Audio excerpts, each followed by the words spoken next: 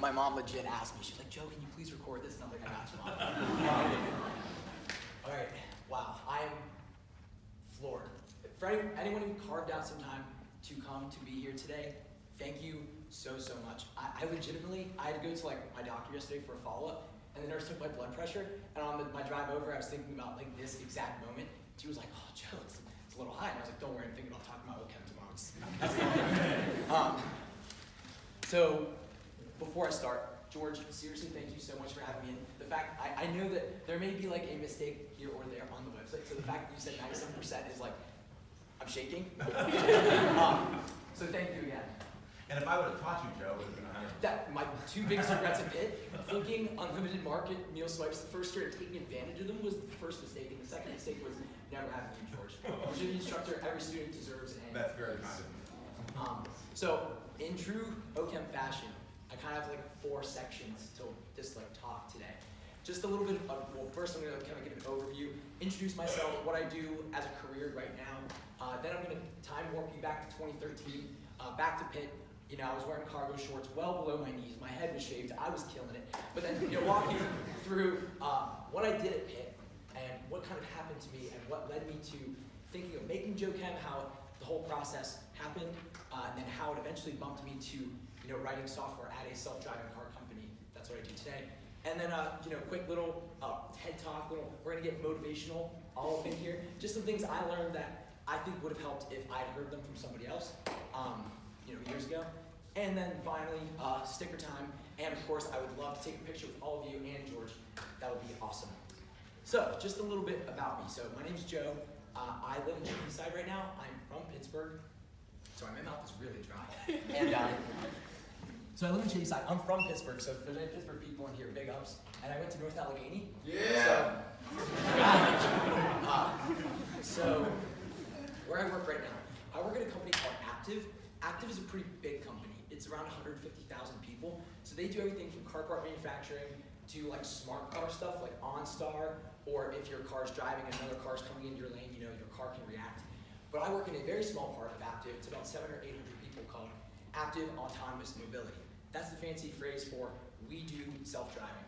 So in 2015, Active actually bought a Carnegie Mellon-born startup called Automatica. This history is kind of cool if you dig into it.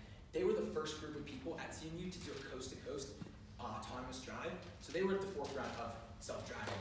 Then in 2017, Active bought Autonomy, which is an MIT-based startup. They smushed them together, and that's how we got Active Autonomous Mobility. So things that Active, so I know like a lot of people when they think self-driving, they think Uber and Lyft, right?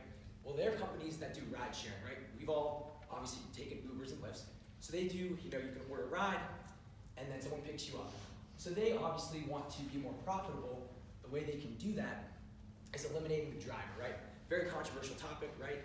But you know, they're investing R&D money to make that happen. So Active's stance is, we're not gonna mess around with the ride sharing. Our goal is to make the car and then sell them to people like Lyft and Uber. So that's all we're trying to do. So we're just trying to, you know, be not like a jack of all trades, master of none, just like, this is what we're going to do. We actually partner with Lyft. So we are the only company that is integrated into a ride-sharing company's network. So in Las Vegas, we have about 30 BMWs, and we've done 100,000 autonomous rides with Lyft. So if you flew into Las Vegas, fired up Lyft, called a ride, it would ask you, do you want a self-driving Lyft?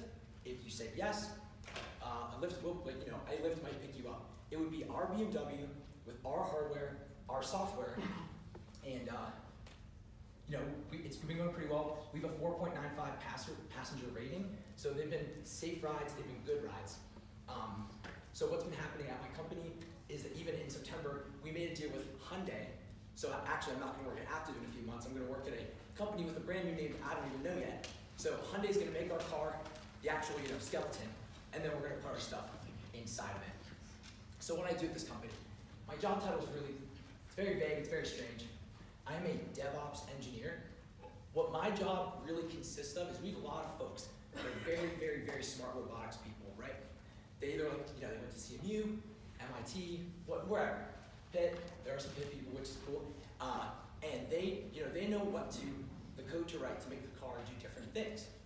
So my job is we have all these different teams, and the code that they write has to be compiled. It needs to go from C or C++ to zeros and ones, and then it needs to make its way to the car. So my job is to make sure that someone just writes their code, presses enter, and then their code can end up on a car out for testing. So it's basically automating all those pain points in between and making sure the code builds itself the fastest way possible. So I do write code, but not like I do not make the car do anything. So that's like what my job is. It's kind of niche. I work a lot with AWS, Amazon Web Services. So if any of you guys or if anyone wants to talk about coding more, I'd be happy to do that after the fact. DevOps is very generic, but anyways, that's kind of what I do right now. So what I want to kind of talk about now is, we'll throw it back to when I started at Pitt. So coming out of high school, I was a giant, I know I'm saying this to the right crowd, giant chem nerd. My senior year, hey, what's going on? The last time I was in this room, I'm pretty sure I was giving a review session for your jOeCHEM 2 summer class. I took AP Chem and honors organic chemistry because my high school had that, which was really cool. So coming into Pitt, I wanted to do chemical engineering, but the ultimate plan was med school. Wanted to go to med school so badly. And I was that type of person where I had the plan was written, the plan wasn't changing. The plan was the plan was going to med school. So when I got to Pitt, did my first semester, and I knew the one thing I needed to do outside of like my curriculum for my major was biology. So I knew I had to take Bio 1 and Bio 1 Lab, and that's what I did in the spring of 2014. So I remember I did the pre-lab, not very well. It was on, I will never forget, it was on microscopes. So I showed up, and from the moment I stepped in the room, it just felt off. I don't know, I just felt like I didn't belong there. Didn't help that I literally did not know how to use a microscope. I was like fumbling through this and I was like, so I remember this time burned into my brain. 48 minutes later, I was on my way back to Nuremberg from class. I dropped the class from my phone, and for the first time in my life, I thought to myself, I was unsure, I was thinking to myself, did I just make the call that I'm not going to med school? And I never really thought about that before. I made that decision such a long time ago, and I just figured this makes sense, this is what I'm gonna do, and I didn't really revisit that thought. So that was like really shell-shocking for me, and it was kind of the first instance in my young adult life where I thought to myself, things can change. It's not like you make a decision pre-college and it's locked in. So at that point in time, kind of the first moment where I kind of realized things can change, and you can either handle that in a good way, you can roll with the punches, you can be elastic, you can be flexible, or you don't handle it well, right? So at that point in time, I was taking jOeCHEM 2 in the spring of 2014, and I was loving it. So I was like, okay, I'm gonna pivot for all my friends, people out there, pivot. I thought, okay, I'm gonna be a chemical engineer, and that's great. And there's gonna be organic chemistry in my life, whether I'm gonna do pharma or whether I'm gonna do something with polymers, And that, I felt much more comfortable after thinking about that for a couple days. So then, my sophomore year, so I went to the co-op fair, applied to some jobs, was hoping for pharma or something with polymers, but then I ended up at EQT, which is a natural gas company that's downtown in Pittsburgh.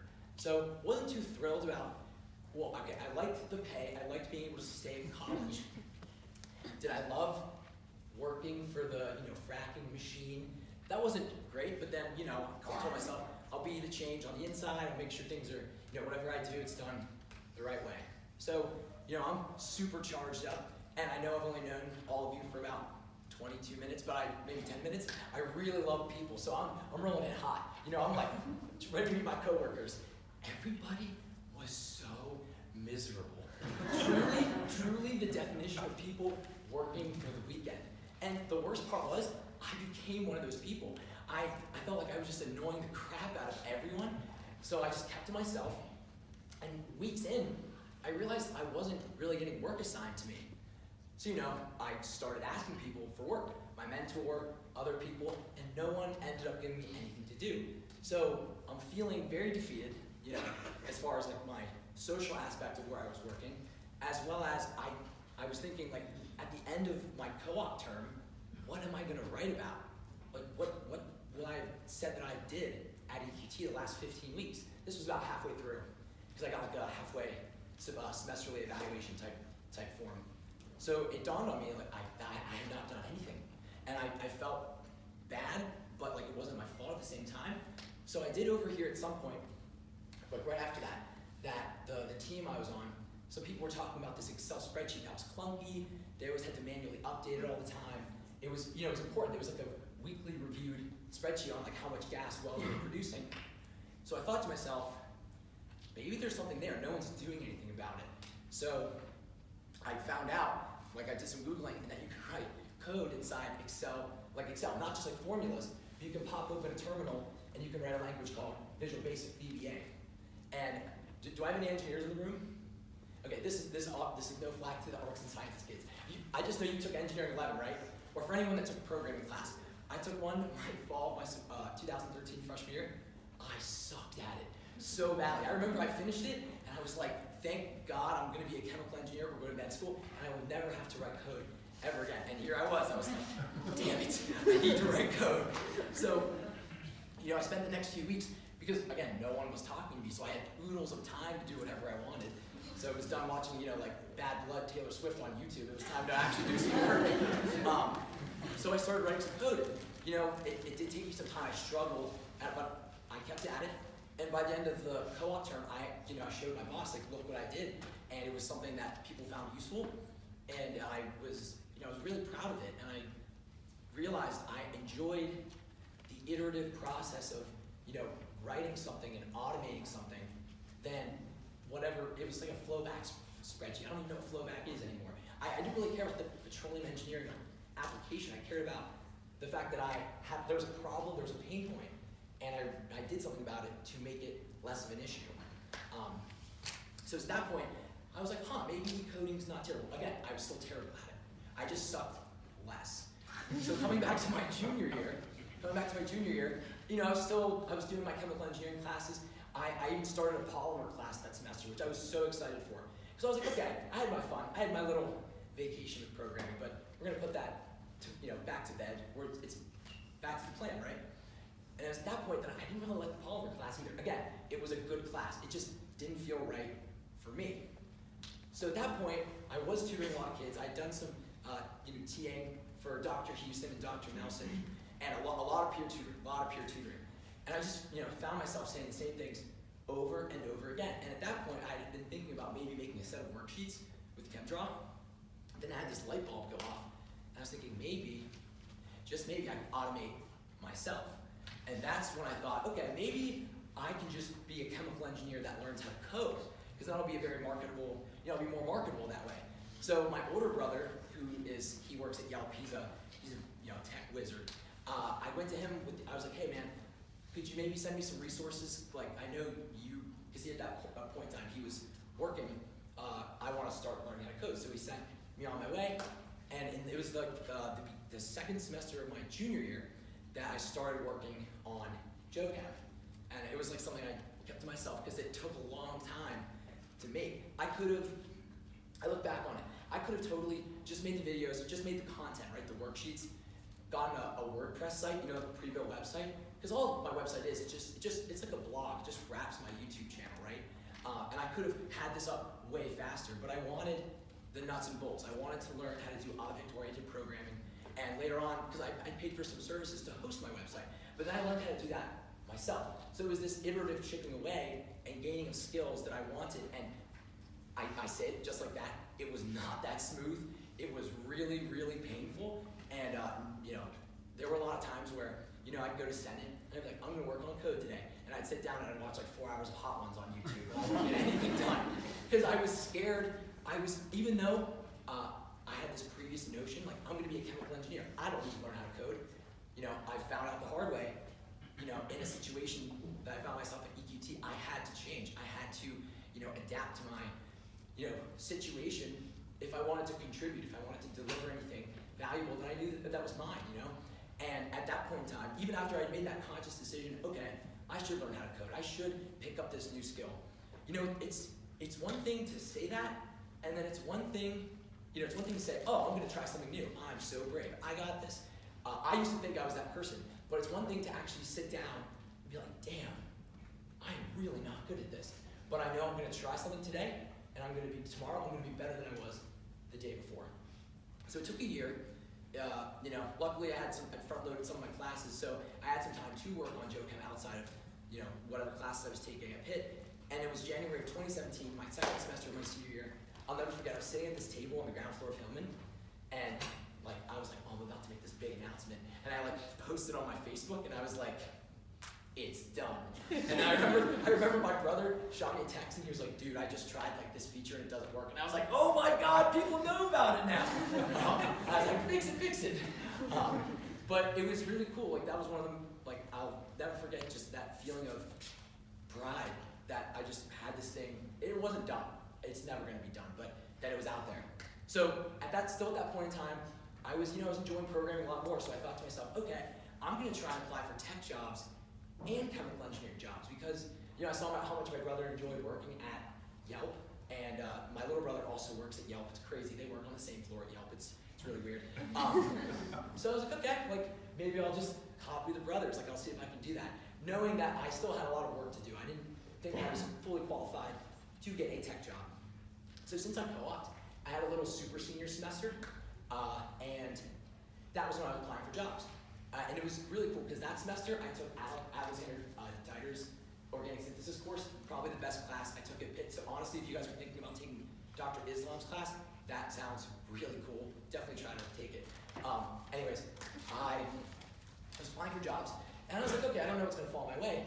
So graduation came, and I had a few job interviews. I remember specifically I interviewed for this job with UPMC Enterprises, the for-profit part of UPMC. And if you're thinking to yourself, isn't that all of UPMC? You might be right. But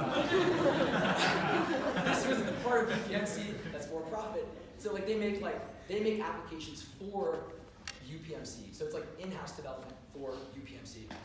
So, and I remember these two guys, they were nice to me, but I could tell that they weren't really giving me the time of day, that they looked at my resume and they were like, this is a kid that just doesn't know enough. He can't contribute right now. And that really, really hurt. Because I knew that, but I was really looking for someone to kind of take a chance on me, seeing that I had a lot of passion for the field I was trying to enter, and that I had done a lot of things out on my own time to make that happen. And it just took the right situation, No one gets by without any luck. So I did apply for this job on Indeed.com. It's one of those ones where you just attach your resume, and you're like, yes, I applied. But that was really easy. Is anything gonna come of it? Probably not. And I got a call back, and I interviewed with my now boss. He was just, and all he wanted to talk about was Joe Chem. He was like, why? Why did you do this? It's really cool you did this on your own time, and that you kind of found an intersection of a couple of passions of yours. And he gave me a chance, and I've almost been there for 2 years, and I can't even imagine what things would be like if I didn't work. I'm not just at the company I'm at now, but I really, every day, still trying to sharpen my technical skills, and I really like the path that I've, it was, a lot of chance, a lot of unknown, and a lot of risk, but really cool how it ended up. Just by, I'm a firm believer that if you just, you're a nice person, you do the things that you like to do, and you just are creative, and you just like to see where you can mix things in, good things will happen. So that's kind of the story of Joe Chem. The other thing is, some of my videos used to be on Vimeo, now they're on YouTube, so we just hit 85,600 plays. So for anyone who's watched the video in this room, I want to say thank you, you're the best. And I hope it's helped, obviously, that's the one that helped. So this is kind of now we're moving from 2 to 3, the little motivational part. So 3 lessons I feel like I've learned. One, and I knew I was going to forget. How it's been in order. Let me think for a second. Yes. Don't think that what you want to do is always going to be that thing. I always thought I was going to go to medical school. If you'd have told me at 18 that I would be writing code, I would literally fall over because of my first experience with programming. I was terrible at it, and I knew I wanted to be a doctor so badly because I wanted to help people. And had I, if I was a third year or second year student in med school, I just know that I wouldn't be nearly as happy as I am in my current job. And again, that's just me. And I'm not trying to tell you to ditch your major and do something different. I'm not trying to tell you that you shouldn't go to medical school. I'm just saying, think about it every now and then. It's okay to question and just making sure you're checking in with yourself to make sure that the goals you had a year ago are still those same goals. And don't feel like every time you do this little check-in, if you do the check-in, that like you have to know the answer, because that's really scary. It's okay to not know, and there's obviously going to be decisions you have to make and risks to take. But the fact that you are all in this room every Friday, or most Fridays, or hopefully will be in this room for Fridays to come, that means you have a really good head on your shoulder. You care about your future. So whatever decisions you're going to make, they're going to be good ones. The second thing I want to talk about, make sure, and I'm guilty of this to this day, just because so I thought I was the type of person that I would try new things, I thought, there's an opportunity to learn something, I'm going to learn it. But I quickly found out when I, started working on Joe Chem that I was scared. There were times I was scared to sit down, open up a terminal, and start working on it because I didn't want to get stuck. I didn't want to run into something that I couldn't solve. But that's the only way to get better at whatever you're trying to learn. So it's okay to, that feeling won't go away. I mean, I still don't know how to use a microscope, but I don't plan on learning. It's okay to feel that way. Just make sure that you push yourself. Just, if you're sitting down, like if you're trying to learn something new and you're scared, just think to yourself, I'm going to suck less at this the next time. And of course you're gonna have bad days. There are days where I write, like literally nothing works. I try to write a few things, nothing works.